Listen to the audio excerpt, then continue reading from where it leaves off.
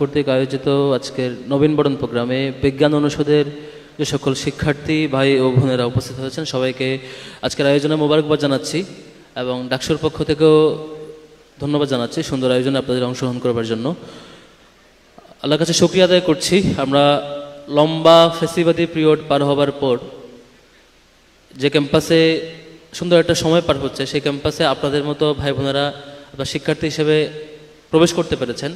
আমাদের মতো সেই 18, 19 কিংবা 20 সালের ট্রমাটাইজ কন্ডিশন আপনাদেরকে পার করতে হচ্ছে না। সুন্দর আয়োজনের মধ্য দিয়ে, সুন্দর পরিবেশের মধ্য দিয়ে আপনারা সোনালী সময়গুলো পার করতে পারছেন। আল্লাহর কাছে শুকরিয়া আদায় করছি। সম্মানিত ভাইরা, আজকের নবীনবরণ প্রোগ্রামে মূলত বক্তব্য রাখবেন এক্সপার্ট যারা এসেছেন প্যানেল ডিসকাশনের জন্য। সম্মানিত শিক্ষকবৃন্দ ওনারা আলোচনা করবেন, আমরাও শুনবো আপনাদের সাথে সাথে ইনশাল্লাহ। খুব বেশি আলাপ করবো না।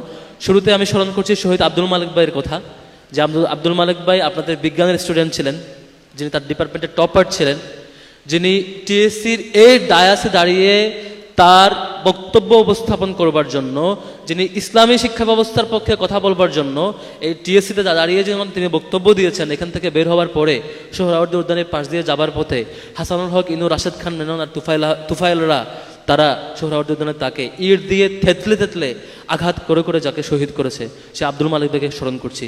যে আব্দুল মালিক ভাই তার কথাগুলো বলে যাওয়ার চেষ্টা করেছিলেন, যার আদর্শ এখনও অসংখ্য শিক্ষার্থীর হৃদয়ে ধারণ করে, অসংখ্য শিক্ষার্থী আব্দুল মালিককে ফিল করে।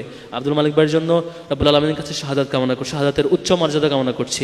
সম্মানিত ভাইয়েরা, আপনারা যে ক্যাম্পাসে আসছেন এই ক্যাম্পাসে দেখবেন কিছু সময় পার হবার পরে দুইটা চিত্র দেখবেন খুব ভালোভাবেই। একটা চিত্র হচ্ছে একই সময়ে দেখবেন কোনো শিক্ষার্থী, আপনার ভাই, আপনার বন্ধু, সে লাইব্রেরিতে পড়ছে, অথবা সে দেখবেন মসজিদে গিয়ে নামাজ পড়ছে, মন্দিরে গিয়ে তার ধর্মীয় প্র্যাকটিস যে পুজো বা আদার্স সেগুলো জারি রাখছে। আবার সে বাইরের রিসোর্সকে জানবার জন্য, একাডেমিক নির্দিষ্ট সিলেবাসের বাইরে পড়বার জন্য বিভিন্ন সেমিনার, সিম্পোজিয়াম, পাঠচক্র, বিভিন্ন জায়গায় গিয়ে লাইব্রেরিতে গিয়ে সে পড়বার চেষ্টা করছে।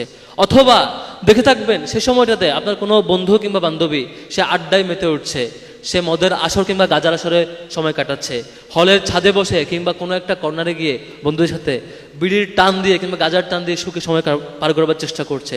অথবা তিনি কোনো ভাইয়ের পিছে পিছে মিছিল করতে করতে সময় পার করার মধ্য দিয়ে তার আনন্দ, তার সর্বোচ্চ সফলতা তিনি মনে করছেন। 5টা বছর পার হওয়ার পরে দেখবেন একসাথে ক্লাস শুরু করেছিলেন আপনার কোনো এক বন্ধু, তিনি এখনো দিনে কয়েকবার মদ খাওয়ার মধ্য দিয়ে তিনি তার সফলতা খুঁজে পান। আরেক বন্ধু তিনি তার কেরিয়ারে উচ্চ শিখরে গিয়ে সবার আইডল হতে পারার মধ্য দিয়ে তিনি তার সফলতা খুঁজে পান। আরেক বন্ধু তিনি পিতামাতার স্বপ্নের সন্তান কিংবা তার চোখের আদর্শ, চক্ষুষিতকার এক সন্তান হিসেবে রূপ নিয়ে তিনি সকলের রোল মডেল হয়েছেন। আবার আপনি দেখবেন আরেক কোনো এক বন্ধু পিতামাতার অভিশপ্ত শয়তানে পরিণত হয়েছে, যাকে কেউ এখন দেখতে পারে না।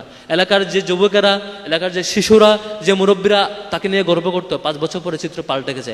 আমি আমার ক্যাম্পাসে দেখেছি, আমি যখন ফার্স্ট ইয়ার আসছি একসাথে একই রুমে ঘুমিয়েছি, একসাথে মসজিদে গিয়ে নামাজ পড়েছি, ফজরের সময় নামাজ পড়েছি। 5 বছর পরে দেখেছি তিনি প্রকাশ্যে গাঁজা খান, প্রকাশ্যে মদ খান, প্রকাশ্যে আজে বাজে অশ্লীল কাজ করেন। তিনি তার বিবেকে একটু বাধা দেয় না, কারণ তার বিবেকটা তেমন করে গড়ে উঠেছে 5 বছরে। এই ক্যাম্পাসে সব কিছু আয়োজন আছে, কেউ আপনাকে নিষেধ করবে না তুমি এটা কইরো না। আপনি খারাপ কাজে জড়াতে পারেন, আপনি ভালো কাজে জড়াতে পারেন। মাঝে 5টা বছর এই ক্যাম্পাস কারোর জন্য অভিশাপের কারণ হয়, এই ক্যাম্পাস কারোর জন্য সফলতার কারণ হয়। আমার মনে হয় যে ভাই এবং বোনেরা এখানে উপস্থিত হয়েছেন, আপনারা আপনার বন্ধু বাছাই সতর্ক হবেন।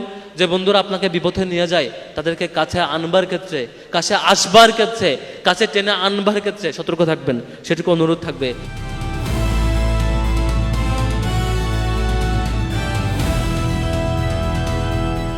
দিনাজপুর টিভি, মানুষের জীবনের কথা বলে।